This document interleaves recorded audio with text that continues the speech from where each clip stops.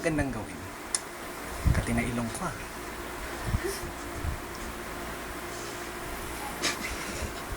Shot na lang kaya ako. Kaso wala naman akong shot eh. Saan kaya sila?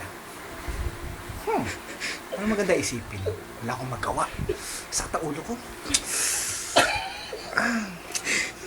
Okay lang. Guwapo naman ako. Hanap lang akong babae. Hindi naman sila makakatanggi sa akin. Tanging kagwapuhan.